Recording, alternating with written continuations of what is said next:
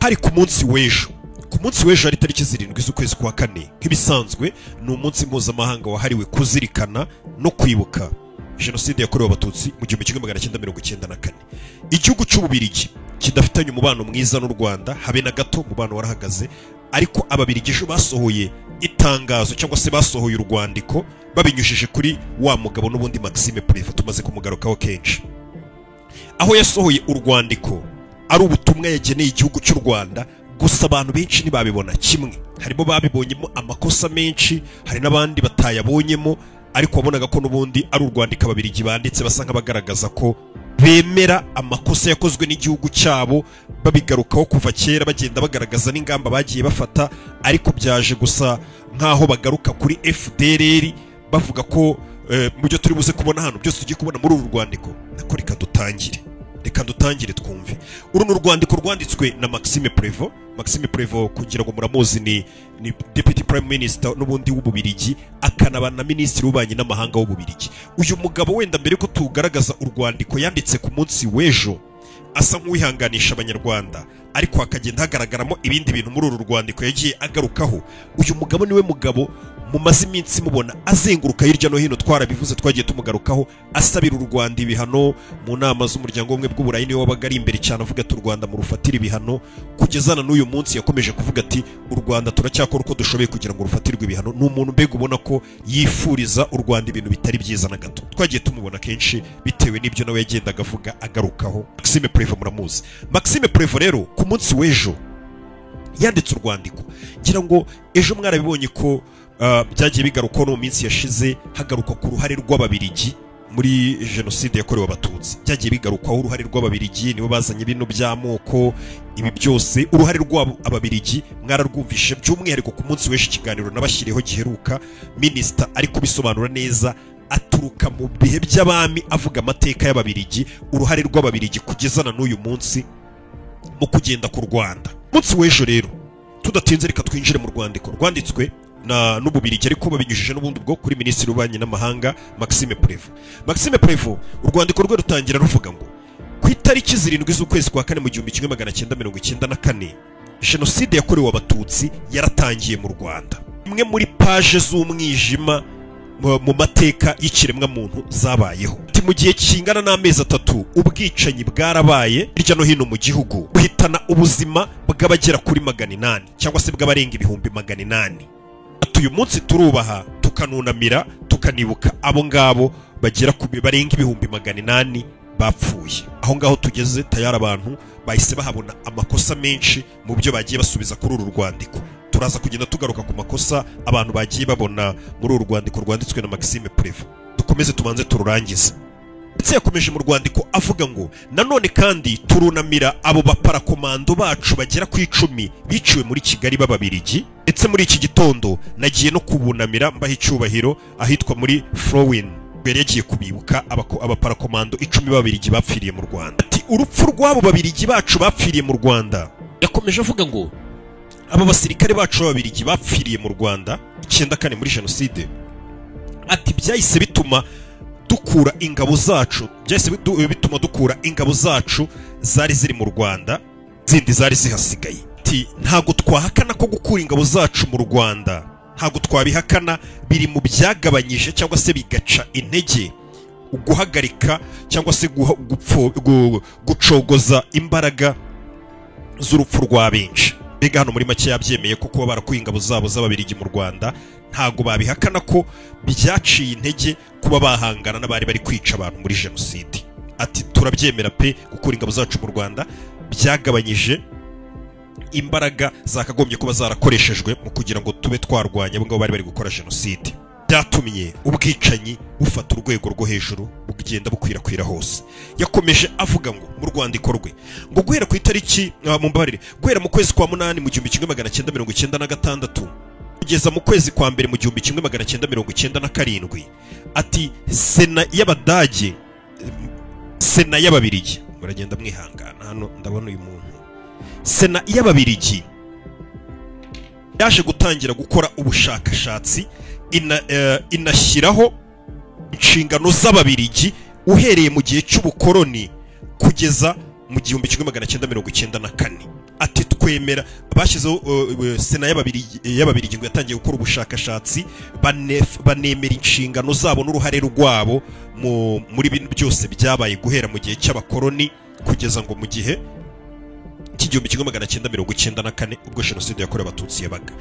Ati niyo mpamvu yaje gutuma mu mwaka w'ibihumbi 2000, ariko ntabwo yabigiye muri detaye nyine ngo avuge urwo ruhare rwabo bemeye n'ibyo bemera nyine bakoze guhera mu gihe cy'abakoloni. Yakomeje avuga ati iyo niyo mpamvu mu mwaka w'ibihumbi 2000 muri Kigali Premier Ministre w'Ububirigi wari uriho icyo gihe mu mwaka w'ibihumbi 2000 Guy Verhofstadt, sinzi ukuntu babisoma birimo nyine byabo, ariko ubwo ni Premier Ministre wari uriho bitaga Guy w'Ababirigi, ngo ubwo mu mwaka w'ibihumbi 2000 yaje mu Rwanda asaba u Rwanda imbabazi ndetse yemera n'uruhare rw'Ababirigi, asaba imbabazi ndetse bemera uruhare rw'Ababirigi muri jenoside yakorewe abatutsi yabaye mu 1994, ndetse asaba n'imiryango mpuzamahanga muri rusange imbabazi. Ibyo byarabaye. Ndetse yakomeje avuga ati mu mwaka w'ibihumbi 2019 Premier Ministre Charles Michel wari uriho ayoboye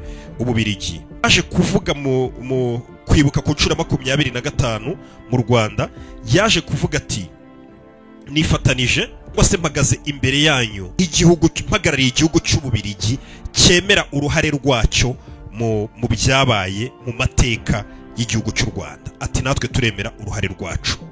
Urashaka kugaragaza ko n'ubundi Premier Ministre wari uriho mu 2019 nawe yaje kwemera ko yemera uruhare rw'amateka y'ibi bintu byose byabaye mu Rwanda ko Ububirigi rwabyemeye cyangwa se rukabisabira imbabazi. Yakomeje avuga ati ayo magambo y'abo bayobozi ntago tuyibuka kuko na n'uyu munsi aracyaduhuza. Ati ntago ari amagambo gusa Ububirigi bwagiye buvuga bwereka u Rwanda ko busaba imbabazi cyangwa se bwifatanije n'Abanyarwanda, atahubwo hari n'ibikorwa Ububirigi bwakoze.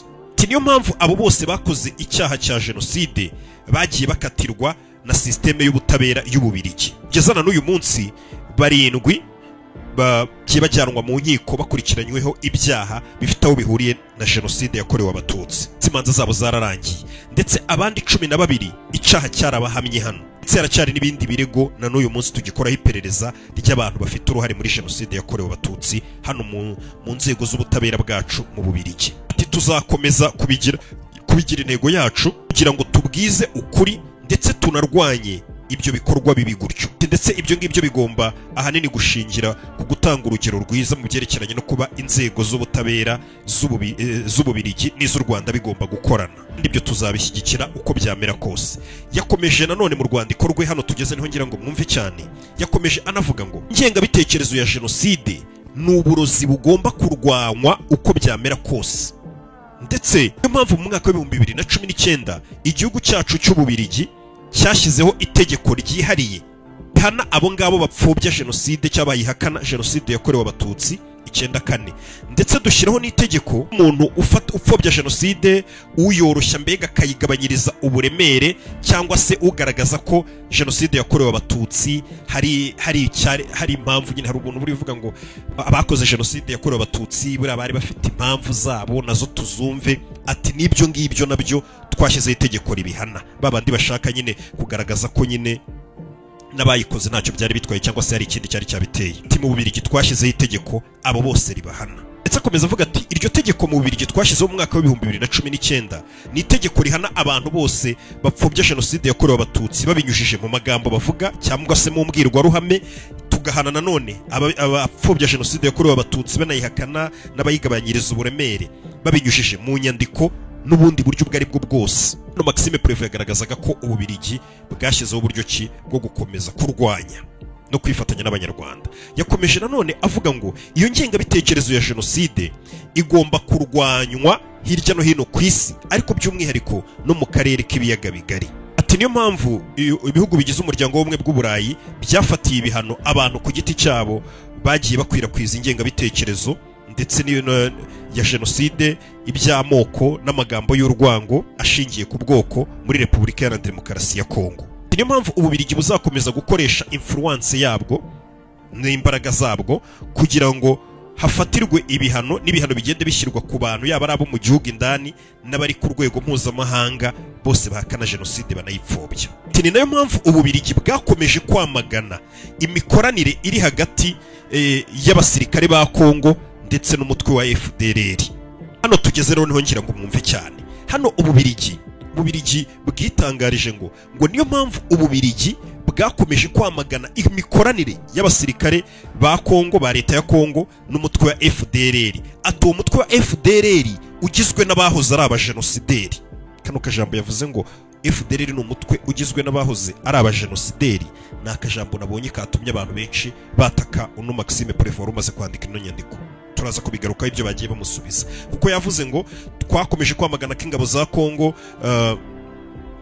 Kongo zikomeza twamaganye ko ingabo za Kongo zikomeza gukorana na FDLR ukaba ari umutwe ugizwe n'abahoze ari abajenosideri. Ati ibi ngibi ntabwo dukwiye kubyemera na gato, ndetse bikwiye guhagarikwa kuko Kongo ikomeza gukorana na FDLR. Gusa nanone nubwo ibi ngibi bivuze, wibuke ko mu minsi ishize byakomeje kugenda bigarukaho ko abasirikare ba Kongo bari gukorana n'abasirikare b'Ububiligi, kandi ubwo abasirikare ba Kongo bakoranye n'abasirikare b'Ububiligi, abasirikare ba Kongo basanzwe bakorana na FDLR, ubwo tayari n'ubundi bihita bishyiramo n'igihugu cy'Ububiligi ko kiri gukorana na FDLR mu bundi buryo.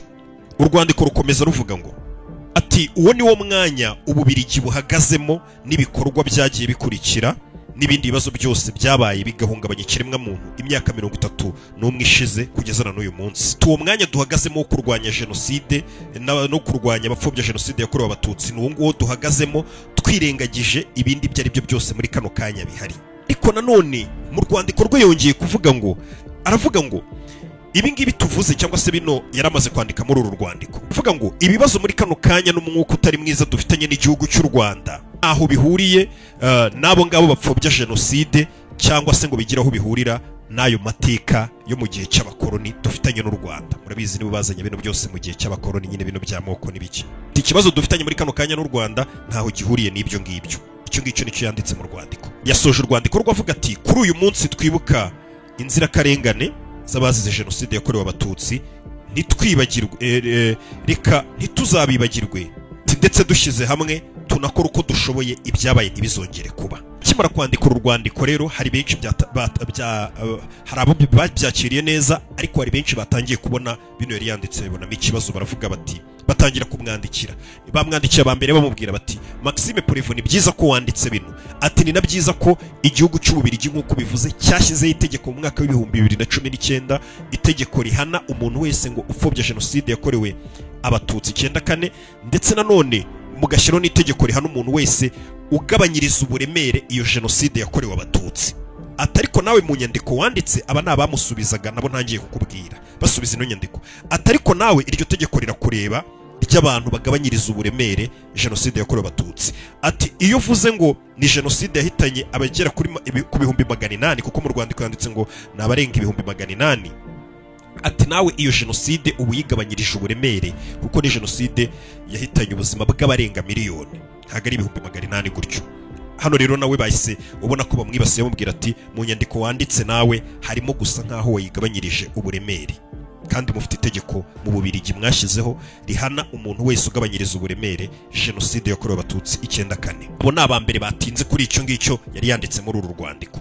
Ikindi cya kabiri noneho cyo nabonye abantu benshi bagiye banagarukaho cyane, basa nkaho bamubwira bamagana mu rwandiko yari yanditse, naho yanditse akavuga ngo ni muri uru rwandiko yanditse akavuga ngo FDLR ni umutwe ugizwe n'abantu bahoze ari abajenosideri. Icyo ngicyo nacyo abantu ntago bacyumvishaho kimwe, kuko bavuze ngo ntago habaho abantu ngo bahoze ari abajenosideri, habaho abajenosideri cyangwa bakoze jenoside. Cyane ko noneho uwo mutwe wa FDLR u Rwanda runakomeza kugaragaza ko ari umutwe n'ubundi buri gihe ukomeza kuza guhungabanya umutekano w'u Rwanda, ndetse abagize uwo mutwe banakomeje kugenda abenshi bivugira ko n'ubundi gahunda yabo bafite ari yayindi n'ubundi. Ngira ngo mwagiye mwumva nk'abayobozi ba FDLR bavuga ngo ntago twagaruka mu Rwanda kugeza nta mututsi n'umusigaye mu Rwanda. Urumva ko nyine ntago abo ngabo bavuga ngo ni abantu bahoze ari abajenosideri, n'ubundi ya ngengabitekerezo bya gahunda yabo ni ibintu nyine baba bagifite.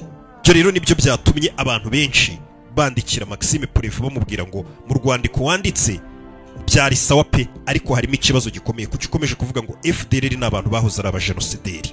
abantu nabonye hano wenda mu bo muzi nabonye bamusubije abenshi n'abanyamahanga n'abandi ariko ndabona mu bamusubije wenda bo muzi harimo nka Sadate Munyakazi nawe yamusubije amubwira ati nawe ubwawe gusubiza ngo kwandika ngo FDL n'abahoze ari abajenosideri nawe ubwawe ubuhakanye jenoside gusubiza ati kuko abari muri FDL n'abakoze jenoside ndetse bagomba guhanirwa no kubazwa ibyo bakoze bigira nka hari ibintu byarangiye ngo n'abahoze ari abajenosideri kuko nawe ubwo ngubwo uhakanye jenoside uwo nuwo muzi wamusubije n'abandi benshi bagiye batinda kuri icyo kintu bakigarukaho ubwo n'urwandiko rwanditswe na Maxime Prévost mwari mumaze iminsi mubona azenguruka asabira u Rwanda ibihano arwanya ibintu byose avuga ati u Rwanda rugomba guhanwa uko byamera kose ndetse n'umugabo utaratinyaga kuvuga ku karubanda avuga ati nzazenguruka aho bishoboka hose nsabira u Rwanda ibihano gusa ni byiza ibyo atangaje muri uru rwandiko bimwe na bimwe byo kugaragaza ko Ububiligi hari ingamba bwagiye bufata ndetse no kuvuga ko yifatanije n'abanyarwanda ibyo byo ni sawa ndaje mu kanya dukomeze tugende tureba hirya no hino ndetse tugiye no kongera duse nk'abasimbukira muri Kongo gatonya ibuka gukora subscribe aho hasi dukomeza twibuka twiyubaka